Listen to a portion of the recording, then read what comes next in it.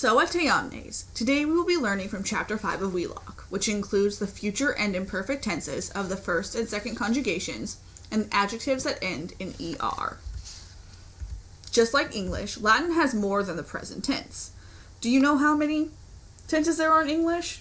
Fun fact, the answer to that is 16. Simple present, present continuous, present perfect, blah, blah, blah. All those tenses, and you just instinctively use them. Fortunately, Latin has only 6 verb tenses, which are organized into 2 systems. The present system includes the present tense, the imperfect tense, and the future tense. The perfect system includes the perfect tense, the pluperfect tense, and the future perfect tense. Each system has its own forms and rules, which makes it extremely important that you are memorizing your principal parts alongside the meanings of the verbs.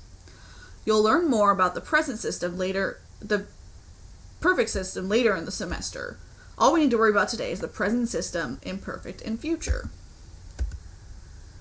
The imperfect tense is the not completed tense, which means that it refers to actions that are ongoing and not quite complete. I usually translate it as was blanking, as in I was warning. It can also be translated as a simple past tense, I warned, in a continuous sense, I kept warning, or a habitual sense, I used to warn. Making a verb imperfect is very simple.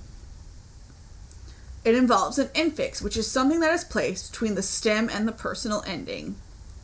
The infix, or tense sign, for the imperfect is ba. Thus, the third person singular present of laudo is laudot, and the imperfect is laudabat.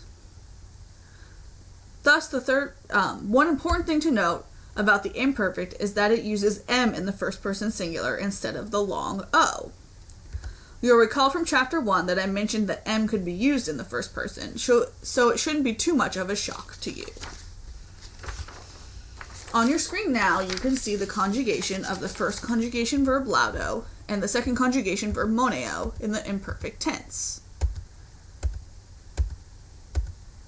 Notice how each one of them has that infix ba between the stem and the ending. The future tense in Latin is translated just as it is in English, will blank. Just as with the imperfect, the future is made by inserting an infix or tense sign between the stem and the personal endings. Unlike the imperfect, the tense sign is different depending on the person and number of the verb. For most of the persons and numbers, the tense is be, or be, as in lauda bis. You will praise. The 2 persons and numbers, where it differs, is the first person singular, where it is bo, and the third person plural, where it is boo. On your screen, you can see the conjugation of laudo and moneo in the future. You'll see yet again how each of them has that infix between the stem and ending.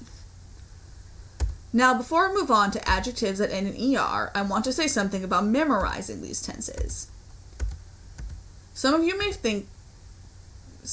find it easier to think of these as separate endings instead of infixes plus endings. In this strategy, for the imperfect, the endings that would be stuck at the end of the stem would be bom, bos, bot, bomus, botis, bont. The same for the future endings. You would add bo, bis, bit, bimus, bitis, bunt to the end of the stem. Use whichever method is easiest for you.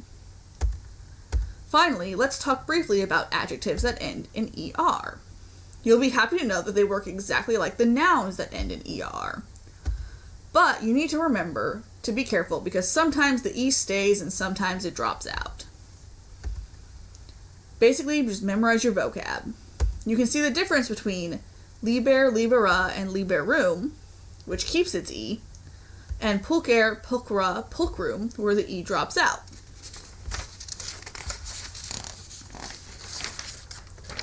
Finally, because you already know about the author of the story for this chapter, Cicero, I've decided that instead of just repeating what information you already know, I'd give you a little more information about the historical background of the story. This story is an adaptation of Cicero's of the Battle of Thermopylae. This was a battle that was fought between the Greek city-states, which were led by the Spartan Leonidas, and the Persians. This battle took place in 480 BC, at the same time as the great naval battle of Artemisium. This battle is famous because the vastly outnumbered Greeks held off the Persians for 7 days. If this sounds familiar to you, it's probably because it was the basis of the movie 300. Though the Spartans probably didn't fight in only a diaper and cape.